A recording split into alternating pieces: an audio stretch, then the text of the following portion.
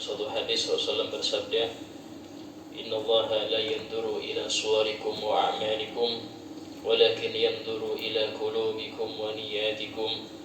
Sesungguhnya Allah tidak memandang kepada bentuk rupa kalian atau amaliyah kalian, tetapi yang Allah pandang adalah hati kalian serta niat kalian dalam beramal tersebut.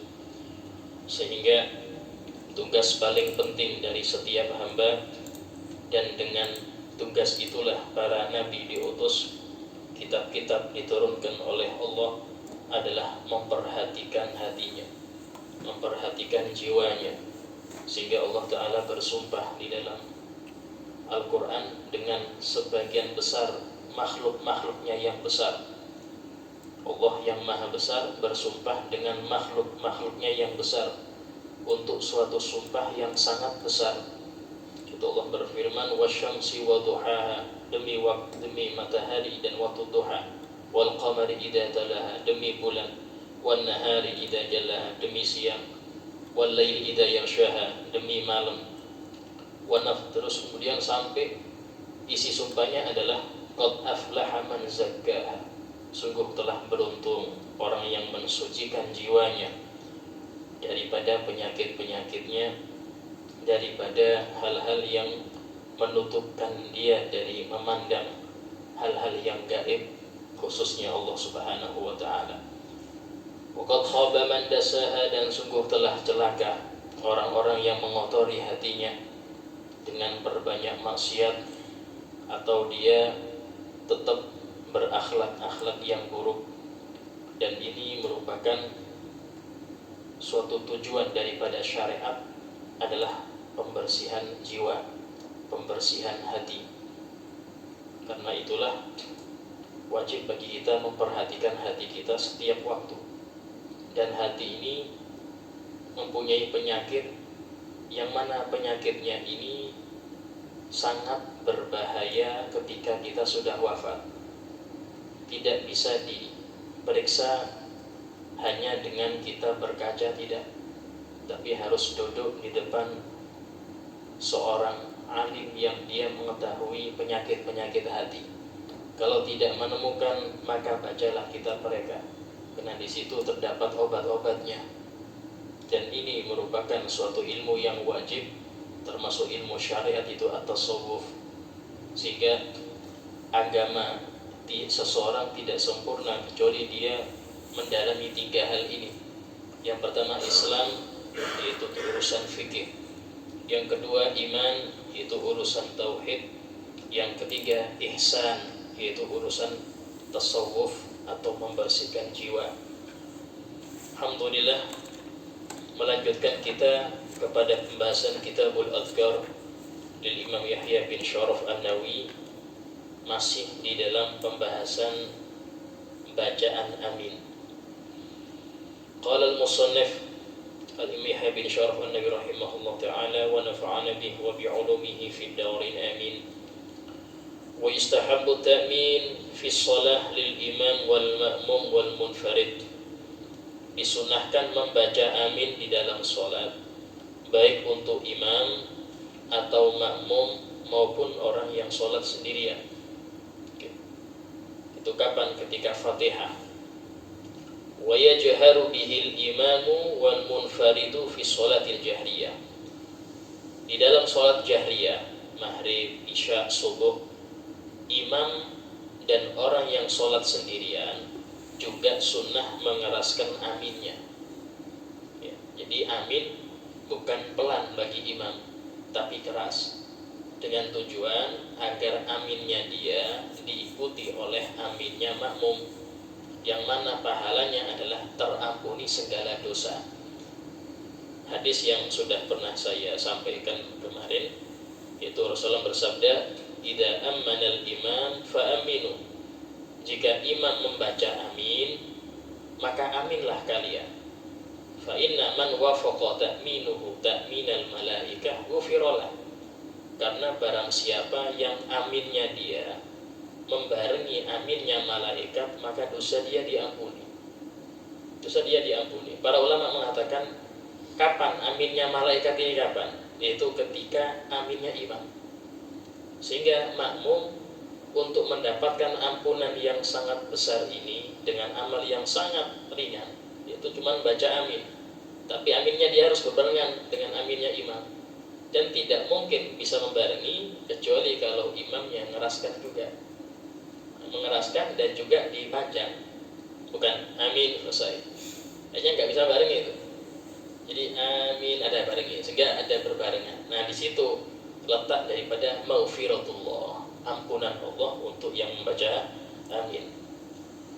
Was-sahihu aydan anal ma'mum yajharu bih. Dan pendapat yang sahih, makmum juga mengeraskan aminnya. Ya sama. Jadi makmum juga mengeraskan, ini sudah maklum. Ya, tapi imam cekeras ini jarang. Ya, kita banyak dari kita memahami bahwasanya imam pelan bacanya, enggak, padahal imam itu yang keras. Makmum juga sama. Sawa'un kana al-jam'u qalilan aw katsiran. Baik itu jamaahnya sedikit atau banyak. Ya, sedikit walaupun satu orang, makmum cuma satu orang tetap keraskan. Nah, sehingga bisa membarengi makmum yang belakang. Wa istahabbu an yakuna ta'minul ma'mum ma'a ta'minil imam. Nah, ini penjelasan. Dan disunnahkan aminnya makmum membarengi aminnya imam. La qablah wala ba'dah. Bukan sebelumnya. Ya, imam belum amin sudah amin duluan. Nah, ini enggak dapat sunnah. Wala ba'dah atau setelahnya. Maksudnya apa? Ya usahakan aminnya imam jangan cepat, sehingga akhirnya makmum mau membarengi nggak bisa. Hanya terjadinya aminnya makmum setelah imam akhirnya, sehingga dia nggak dapat pahala maghfirah Allah itu. Walaupun bacaan aminnya dia dapat sunnah, cuman bonus ampunan dosa ini nggak dapat. Ya, hanya dapat pahala. Beda ya. Pahala dengan ampun dosa ini para ulama lebih mementingkan ampunan dosa. Kenapa? Kalau sudah dosa diampuni itu pasti surga. Tapi kalau pahala dilihat banyak dosa apa enggak? Kalau banyak dosa dia dapat pahalanya nanti kalau masuk surga. Sehingga dia tetap di neraka dulu. Pahala ini disiapkan kalau dia sudah masuk. Nah, kalau ampunan Allah walaupun pahala sedikit Allah ampuni pasti surga. Pahala sedikit ya, enggak ada pahalanya. Cuman dia tidak pernah meninggalkan yang diwajibkan, tidak pernah mengerjakan yang dilarang, dia tetap itu aja. Dosa kan mengerjakan yang wajib kan hukumnya dapat pahala. Nah, masalah pahala apa enggak dilihat, diterima apa enggak. Ya, sholat kita itu yang 5 waktu, ini kan wajib. Wajib di sini apakah masih diterima? Belum pasti. Sah iya, kalau sesuai syarat dan rukunnya, sesuai fikih itu sah. Tapi apakah pasti berpahala? Belum tentu. Karena Rasul sendiri beliau bersabda, "Laisa lil mar'i min salatihi illa ma aqala minha." Seseorang tidak mendapat pahala dari sholatnya kecuali yang dia khusyuk dalam sholat itu. Khusyuknya cuma rakaat pertama, ya sudah rakaat pertama yang berpahala. Kalau dari takbir sampai salam nggak ada khusyuk, ya sudah 0. Tapi mending dia nggak dosa karena sudah mengerjakan yang wajib. Tapi pahala tidak ada. Bahkan Imam Hasan Basri rahimahullah termasuk pimpinan para tabi'in, itu beliau mengatakan dalam nasihat ini ya, ini disebutkan kullu salatin la yahduru fiha al-qalb fahiya ila al-uqubati asra. Setiap salat yang enggak hadir hati dalam salat itu, istilahnya wis yang penting fikihnya beres itu loh. Dia tidak pernah mikir ya apa memahami iktidal, memahami iftitah yang dia baca, memahami Fatihah, tidak pernah mikir itu. Takbir harus ngelamun dia, keliling. Itu aja. Yang seperti ini kata Imam Basri, sholat dia lebih cepat mengantarkan kepada siksa. Buru-buru dapat pahala, dapat siksa dia kalau seperti itu. Dari ucapan ini Imam Ghazali dalam Ihya mengatakan khusyuk termasuk rukun sholat. Ini berat. Jadi khusyuk termasuk rukun sholat menurut Imam Al-Ghazali, dan dia termasuk Syafi'iyah. Hanya saja dalam mazhab Syafi'i sendiri Cuman 13 saja rukun sholat, khusyuk nggak termasuk. Karena memang fikih nggak bahas urusan khusyuk pahala apa enggak, fikih nggak bahas. Yang fikih bahas itu sah apa enggak, itu aja. Urusan keterima apa enggak, fikih angkat tangan. Oh, saya nggak ikut campur. Itu urusan tasawuf. Masalah keterima apa enggaknya itu urusan tasawuf. Kalau fikih nggak bahas masalah keterima apa enggak, fikih nggak bahas. Yang dibahas fikih cuma sah apa enggak. Itulah di dalam fikih orang sholat pakai peci hasil curian itu sah. Sholat pakai sarung hasil curian sah sholatnya. Karena fikih nggak bahas urusan halal haram, urusan sholat ini sholatnya berdosa Ustaz, iya, tapi fikih nggak bahas itu. Yang fikih bahas ada rukunnya lengkap, rukun lengkap, syaratnya lengkap, sah. Urusan dosa itu urusan tasawuf. Nah, dia memakai yang haram, nah ini urusan masalah ihsan, itu bukan masalah fikih yang dibahas. Karena itulah dalam Al-Quran sendiri Allah berfirman, innama yataqabbalullahu minal muttaqin.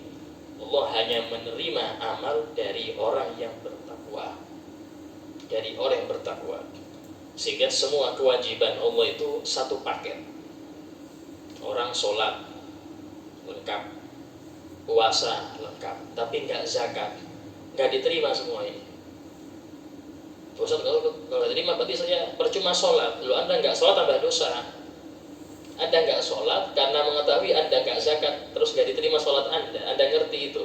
Terus dari itu Anda nggak sholat, tambah dosa Anda. Karena ini urusannya satu paket ini. Sholat, puasa, tapi nggak zakat. Sholat puasanya nggak diterima. Tapi tetap wajib Anda lakukan itu. Tetap wajib lakukan. Anda tinggalkan, dosa lagi double. Nah, ini masalah diterima sama sah ini ada perbedaan, ya. Sehingga di sini ini bahwasanya aminnya malaikat berbarengan dengan aminnya imam. Yang mana makmum yang membarengi aminnya imam dapat lebih dari pahala. Apa itu? Ampunan dosa. Itu lebih daripada pahala.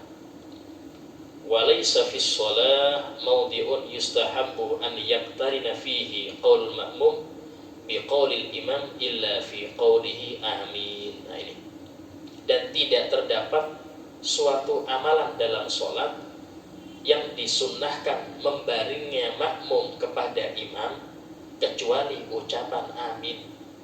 Makmum nggak disunnahkan membarengi rukuk, nggak. Harus setelah imam. Istilahnya sunnahnya itu setelah imam. Tidak disunnahkan membarengi sujud, tidak. Tapi urusan amin sunnah bareng. Justru kalau membarengi dalam salam atau takbir batal dia. Membarengi takbir imam batal. Takbir ihram, membarengi salam imam batal. Nah, tapi kalau amin hukumnya disunnahkan membarengi. Wa amma baqiyal aqwal fa ta'akhkhar qaulul ma'mum. Adapun bacaan-bacaan yang lain dalam sholat maka disunnahkan setelah ucapan makmum setelah imam. Fatihah pun sama. Jadi Fatihah itu membacanya bukan membarengi imam. Ya. Kapan itu? Yaitu ketika imam selesai Fatihah, maka makmum baca Fatihah. Jika membaca Fatihah, imam sunnah diam selama bacaan makmum Fatihah. Tapi diam di sini bukan diam hakiki, bukan. Maksudnya adalah dia tetap membaca tapi sirron, pelan. Ya, baca ayat apapun terserah. Ketika sudah dirasa makmum selesai Fatihah, baru sang imam membaca surat secara jahron, secara keras. Nah, itu sunnah yang hampir punah. Ya, jarang sudah para imam mengamalkan itu. Padahal itu sunnah sangat dianjurkan. Kenapa? Karena memang khusyuk dituntut untuk memahami yang dia baca atau dia dengar. Ketika makmum sibuk dengan Fatihah, otomatis dia disunnahkan memahami apa yang dia baca. Tapi ketika imam waktu itu baca surat juga, ini terbagi dua dia. Fokus memahami Fatihah saya, apa fokus memahami suratnya imam. Ini terbagi. Sehingga di sini bikin rancunya nggak khusyuk. Karena itulah baca suratnya imam setelah waktu selesainya bacaan Fatihahnya makmum. Waslun yusannu likulli man qara'a fi shalah au ghairiha, disunnahkan setiap orang yang membaca di dalam sholat atau di luar sholat, idza marra bi ayati rahmatin, jika dia membaca ayat rahmat tentang surga, tentang orang-orang soleh, ya, tentang para nabi, nikmat-nikmat Allah, maka disunahkan an yas'alallaha ta'ala min fadli, disunahkan meminta kepada Allah rahmat tersebut. Kalau sebutkan orang soleh, minta Allahumma ja'alna minhum, ya Allah jadikan aku termasuk mereka. Kita menyebutkan pas baca tentang nabi-nabi, doakan semoga kita termasuk golongan mereka, kelompok para, yaitu ikut dengan kelompok para nabi. Minta doa, itu sunnah ya. Bahkan suatu kali pernah Nabi Muhammad SAW itu membaca surah Ar-Rahman di depan para sahabat, yaitu Ar-Rahman 'allamal Qur'an khalaqal insan 'allamahul bayan. Di surat tersebut Allah mengulangi satu ayat berkali-kali, itu hampir 20 lebih, yaitu ayat fa bi ayyi ala'i rabbikuma tukadziban, yang artinya maka dengan nikmat Tuhanmu yang mana yang kalian dustakan, yang mana nikmat Tuhan yang mana yang kau dustakan. Itu diulangi 20 lebih, Pak, untuk menyadarkan kita bahwasanya nikmat semua itu dari Allah.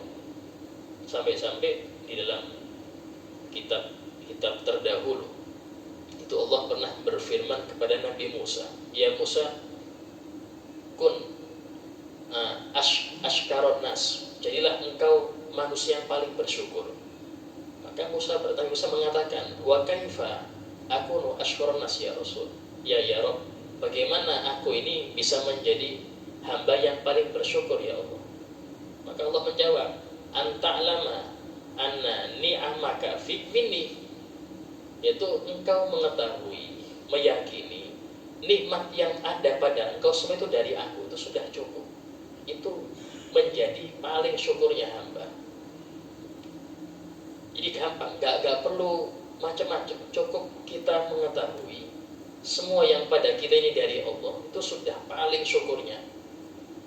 Kenapa? Imbasnya kayak gini, kalau Anda tahu semua yang ada pada kita ini dari Allah, mata, tangan, nafas, kulit yang bisa merasakan panas, dingin, lembut, kasar, ya, udara, matahari, itu semua dari Allah, maka tidak mungkin Anda menggunakannya untuk membuat Allah murka. Ini dari Allah, tapi Anda gunakan untuk membuat Allah murka. Ini tidak mungkin. Nah, sehingga untuk melakukan itu setiap waktu itu harus, ini dari Allah di tangan saya. Jangan ngetik sesuatu yang bikin Allah murka. Ini dari Allah, ini mata saya. Jangan melihat sesuatu yang bikin Allah murka. Ya. Ini harta dari Allah. Jangan sampai bikin Allah murka dengan harta ini. Terus seperti itu dia. Terus seperti itu. Nah, ini termasuk hamba yang paling bersyukur. Nah, sehingga ketika Allah Rasulullah SAW membacakan itu kepada para sahabat sampai habis ayat, sahabat diam saja mendengar. Hanya Rasul mengatakan, inna ikhwanaka minal jin asan jawaban minkum. Saudara-saudara kalian dari bangsa jin lebih bagus jawabannya daripada kalian. Jadi itu kalau saya baca ini mereka jawab. Itu sahabat tanya, apa jawabannya Rasulullah? Tiap kali aku membaca fabi ayyi ala'i rabbikuma tukadziban, dengan nikmat, maka dengan nikmat Tuhan yang mana yang kau dustakan. Tiap kali baca itu mereka mengatakan gini, wala bi syai'in min ni'amika rabbana nukadzib falakal hamd. Tidak ada sesedikit pun nikmat engkau ya Rabb yang kami dustakan, dan bagi engkau segala puji. Itu bacaan jin tiap dibacakan ayat itu. Nah, sehingga dari sini para ulama mengatakan disunnahkan tiap kita membaca Al-Quran yang di situ ada ayat rahmat untuk minta rahmat. Ya. Ini pengecualian dari ayat yang mana Allah berfirman, wa idza quri'al Qur'an fastami'u lahu wa ansitu la'allakum turhamun. Jika dibacakan Al-Quran, maka dengarkanlah dan diamlah agar kalian dapat rahmat. Khusus untuk ayat rahmat yang ada rahmatnya, kita tidak dianjurkan diam, tapi dianjurkan minta. Ini. Nah, sehingga para ulama mengatakan termasuk adab kalau orang baca Quran, diam, dengarkan. Ya. Bahkan sebagian ulama mengatakan ucapan kayak Allah itu kurang pas. Dan ada kan? Subhanallah itu kurang pas. Kenapa? Karena perintah Allah Ta'ala wansi itu diam aja agar Anda dapat rahmat. Ya, repotnya kadang-kadang yang dibaca ayat neraka, Allah ini repot. Neraka malah dia Masya Allah neraka. Ini penting. Jadi memahami ayat ini penting. Sehingga waktu ayat tentang adab kita minta, ya Allah lindungi aku dari adab itu, jangan sampai kena adab tersebut. Allahumma ajirni minha, ya Allah selamatkan aku dari adab tersebut. Ketika dibacakan tentang siksa neraka, kita baca Allahumma ajirna minan nar, ya Allah selamatkan kami dari neraka. Ini namanya peka. Jadi orang yang baca Quran dan peka dia. Nah, kalau memang nggak paham, diam, ikut yang aturan yang pertama itu wa ansitu. Ya. Nah, dan itu mendapat rahmat. Tapi kalau kita malah membarengi suara, ya istilahnya ikut rame, ini rahmat nggak dapat, rahmat nggak turun. Nah ini. Wa idza marra bi ayati adab, ini lanjutannya. Dan sunnah jika dia membaca ayat adab tentang neraka, tentang siksa orang-orang yang melanggar aturan Nabi, ya, kaum Samud, kaum Ad, maka an yasta'idza bihi minan nar, yaitu dia dianjurkan minta perlindungan kepada Allah dari api neraka atau dari adab, au minasyarr, atau dari keburukan. Pas baca tentang keburukan kita minta Allahumma ajirni minhu, ya Allah selamatkan aku dari keburukan itu. Tidak harus bahasa Arab, tidak harus Indonesia pun tidak apa-apa, asal tadi waktu dibaca kita connect, kita ngerti. Karena itulah disebutkan dalam Al-Quran, innamal mu'minuna, sesungguhnya orang-orang beriman itu idza dzukirallah wajilat qulubuhum, kalau disebutkan nama Allah hati mereka gemeter. Wa idza tuliyat alaihim ayatu, dan jika dibacakan ayat Allah zadatuhum imana, bertambah iman mereka. Ini bagaimana bisa bertambah, Ustaz? Paham. Nah, sehingga jangan sampai kita ini merasa sudah cukup bisa baca terus nganggap ahlul Quran. Belum. Karena Allah sendiri dalam surah Muhammad menegur orang-orang yang merasa puas hanya bisa baca tapi enggak mau memahami. Itu Allah berfirman dalam surah Muhammad, afala yatadabbarunal Quran, apakah mereka tidak mau mentadabbur isi Al-Quran? Apa itu tadabbur? Memahami makna, merenungi. Am ala qulubin aqfaluha, apakah hati mereka sudah terkunci? Jadi termasuk nikmat, mensyukuri nikmat akal adalah kita gunakan untuk mendalami Quran. Karena Al-Quran ini termasuk mukjizat Nabi yang gak putus sampai hari kiamat. Siapa yang bisa merasakannya? Yang mau tadabbur. Yang tadabbur gak bisa ngerasakan mukjizat ini. Ya. Kabar yang sekarang terjadi kayak gini, itu semua sudah di Al-Quran. Sudah ada. Tapi tadi bagian tadabbur, sehingga orang-orang yang mereka ini pegang teguh dengan Al-Quran gak pernah gusar, karena ngerti, oh terjadi sudah. Habis gini ngerti, habis gini kayak gini nanti. Ya ini ngerti. Sudah ngerti mereka. Kenapa? Semua ada di Al-Quran. Jawabannya sudah ada. Sehingga yang seperti itu mereka dalam keadaan pun la khaufun alaihim walahum yahzanun. Ya, mereka tidak akan merasa takut, tidak khawatir. Kenapa? Karena memang itu sudah tertulis. Sudah tertulis. Ya. Au minal makruh, atau dari hal-hal yang tidak disukai. Ya. Au yaqul, nah ini dengan membaca Allahumma inni as'alukal afiyah. Ya Allah, aku minta kepada Engkau keselamatan dunia akhirat. Jadi afiyah ini lebih tinggi dari salamah. Kalau afiyah itu selamat agama, selamat jasmani, selamat akhirat, itu afiyah. Sampai-sampai para ulama mengatakan bahwasanya meminta afiyah itu afdol, paling afdol doa minta afiyah. Pernah sahabat Abbas bin Abdul Muthalib, pamannya Nabi, beliau mengatakan ke Nabi, ya Rasulullah, kasih aku wasiat, doa apa yang harusnya aku baca. Maka beliau mengatakan, wahai pamanku, minta kepada Allah al-afiyah, minta afiyah. Ya, beliau kurang puas, minta lagi, ya Rasulullah, coba tambahi lagi, cuma satu aja. Terus yutulubullah al-afiyah, minta afiyah. Itu afiyah sudah mencakup semua. Afiyah itu semua. Bahkan para ulama mengatakan, usahakan kalau kita minta apapun, itu tambahi fi khairin wa afiyah, dalam kebaikan dan afiyah. Minta apapun, minta rumah fi khairin wa afiyah, minta pasangan fi khairin wa afiyah, minta istri, minta anakmu fi khairin wa afiyah, semua kasih afiyah. Kenapa? Karena setiap rizki itu ada kalanya dia ujian, ada kalanya dia nikmat betul. Berapa banyak seseorang yang ngebet minta sesuatu, tapi ketika dikasih ada aja gak enaknya, sehingga dia nyesel nanti. Jangan. Kenapa? Gak minta afiyah. Sehingga ada seorang itu dia berdoa tiap malam, ya Allah, berilah saya ini rezeki tiap hari yang gak pernah capek aku. Sehingga walaupun hanya satu roti tidak apa-apa, satu roti, dia minta itu dong. Yang penting saya bisa kenyang hari itu wis cukup wis. Tapi tidak pernah minta afiyah dia. Tapi karena doanya tengah malam, Allah kabulkan.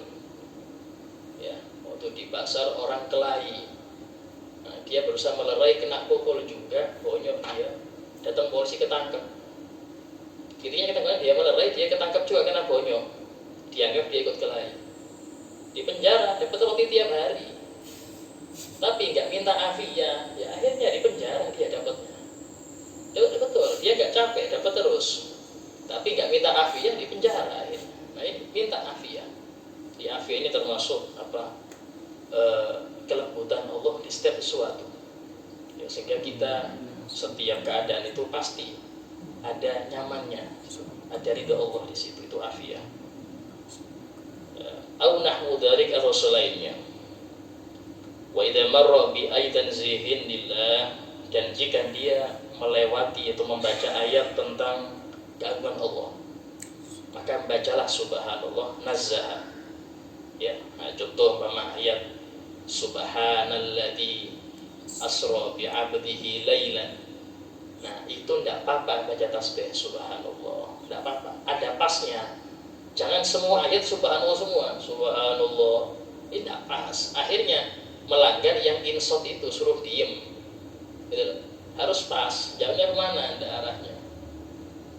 Nah, au tabarakallah rabbul alamin, atau membaca tabarakallah rabbul alamin. Nah, dari sini peka terhadap bacaan Quran ini penting. Ya. Rawaina an Hudzaifah bin Yaman radhiyallahu an, dan kita riwayatkan dari sahabat Hudzaifah bin Yaman. Beliau ini seorang sahabat yang hadisnya ini rata-rata tentang hal-hal yang buruk. Jadi pernah beliau mengatakan, ya Rasulullah, yang sering engkau sampaikan itu yang enak-enak dok ya Rasul, tentang pahala surga. Apakah ada habis agama, habis keenakan ini ada keburukan? Iya ada. Yang Rasul sebutkan rata-rata yang banyak dapat beliau, ya, sehingga rata-rata hadis tentang fitnah-fitnah zaman akhir zaman itu beliau yang meriwayatkan. Ya, masalah pemimpin yang kini, masalah kejadian itu semua sudah disebutkan. Sampai-sampai ada kitab judulnya Asyratus Sa'ah, tanda-tanda kiamat, itu segini kitabnya. Semuanya hadis-hadis dan ayat tentang kejadian yang akan terjadi dekat-dekat hari kiamat. Dan kita periksa kejadian memang hari-hari ini itu sudah muncul, hadisnya ada. Ya, jadi tidak usah heran. Ya. Terus bagaimana siap kita? Rasul bersabda, alaika bi khassati nafsik. Wis urus tugasmu. Tugas engkau apa sebagai hamba? Ya sudah itu. Wada angka amrol amah, tinggalkan urusan umum, tinggalkan. Karena tidak mungkin terjadi kecuali sudah Allah tentukan itu. Walaupun Anda ngotot, Anda ngeritik, Anda gini, tidak akan pengaruh menjadi apa sesuai dengan Anda. Pasti Allah yang mengatur sudah. Sudah seperti itu enak. Ya. Jadi dolimnya orang dolim, kafirnya orang kafir, baiknya orang baik, itu semua iradatullah. Semua itu kehendak Allah. Terus mengapa Ustaz? Nah, mengapa ini nggak baik? Besok Allah jawab, la yus'al amma yaf'al. Allah nggak ditanya apa yang dia kerjakan. Wa hum yus'alun. Makhluk yang ditanya. Allah terserah Allah, milik Allah semua kerajaan dunia. Dan itu nanti kembali kepada Allah menciptakan surga dan neraka. Untuk ya apa? Biar ada yang di neraka, Allah ciptakan iblis, ciptakan syaitan, ciptakan nafsu. Nah, kita jangan sampai ikut itu. Yang ini nggak enak. Ya, tapi sebentar, 67 tahun. Sebentar, sabar sebentar. Yang penting tadi istiqomah di dalam tugas kita. Ya. Beliau mengatakan, "Sholaitu ma'an Nabi SAW data lailah." Pernah aku sholat bersama Nabi SAW pada suatu malam. Faftatahal Baqarah. Kemudian beliau habis Fatihah membaca surat Al-Baqarah.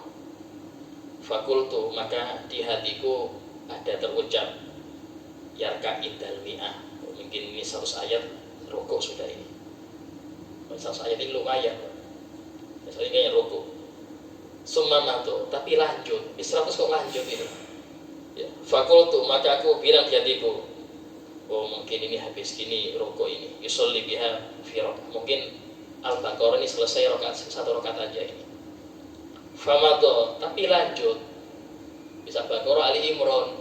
Masya Allah, satu rakaat Pak. Ini sunnah yang sudah hampir jarang orang amalkan.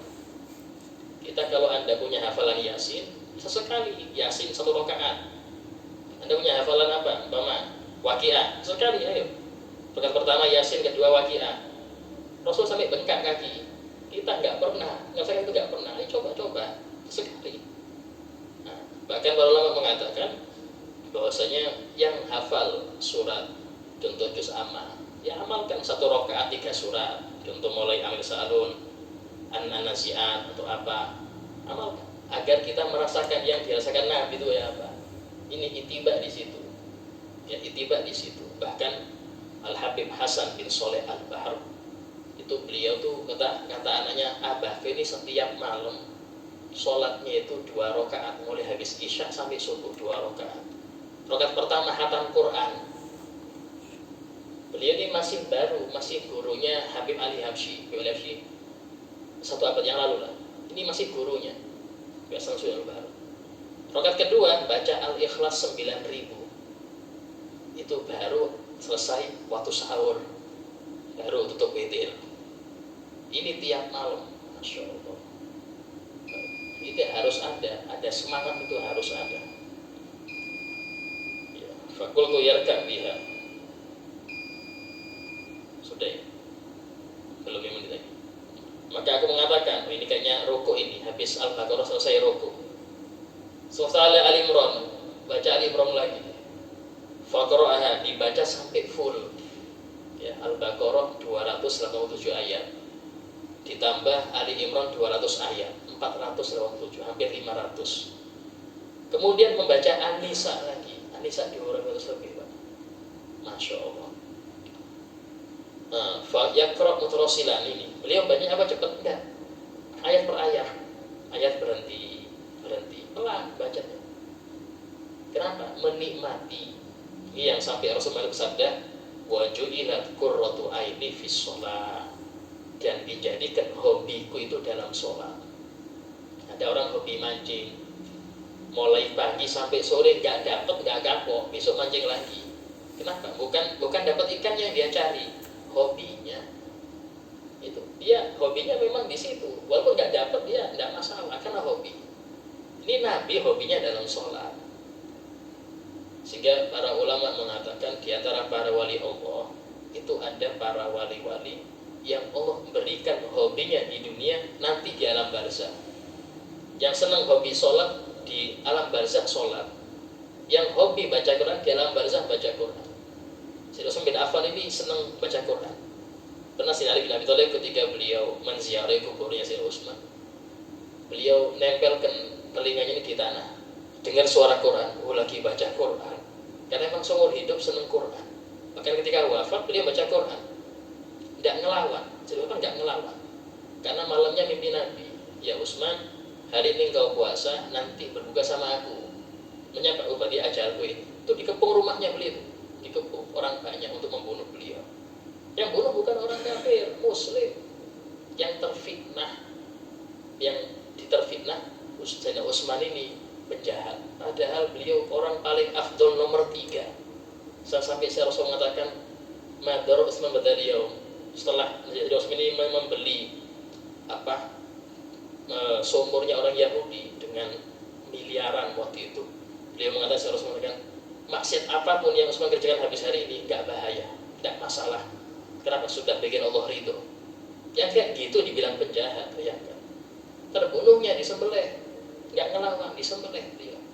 Yang nyembelih bukan orang kafir, muslim, tapi terfitnah ini muslim, terfitnah, sehingga dia menganggap membunuh Sayyidina Utsman ini termasuk pahala. Bayangkan, ini zaman itu Pak. Ya Pak, zaman sekarang lebih parah lagi, wajar, sudah wajar. Ya kita ini bagaimana menghargai nyawa muslim ini harus jangan sampai mengentengkan masalah itu, sangat berat. Ya, ini Sayyidina Utsman bin Affan senang baca Quran. Idza marra bihi fi tasbih sabah, ini dalilnya. Dan jika beliau membaca ayat yang ada tasbihnya, beliau bertasbih dalam sholat. Ya. Idza marra bi su'alin sa'al, dan ketika melewati ayat-ayat tentang rahmat, beliau minta rahmat dalam sholat itu. Ini ucapan sahabat Mu'adz bin Jabal, rawahu Muslim. Nah, ini jelas dalil yang kuat bahwasanya sunnah kita ini berdoa di tengah-tengah baca Quran kalau di situ disebutkan ayat-ayat tentang rahmat atau tentang adab. Ya, sehingga para ulama mengatakan mutus antar ayat dengan doa tidak masalah. Sama dengan Yasin Fadilah, Pak. Karena sebagian orang ngerti Yasin Fadilah. Yasin Fadilah kan tengah-tengah Yasin ada baca doa. Itu tidak masalah karena Nabi mengamalkan. Walaupun itu bukan Yasin, tapi mengamalkan Al-Baqarah. Intinya nyela-nyelai baca ayat dengan doa itu bukan sesuatu yang melanggar aturan, karena memang ada dalilnya. Ya. Qala ashabuna, wallahu a'lam. Ada pertanyaan? Nah.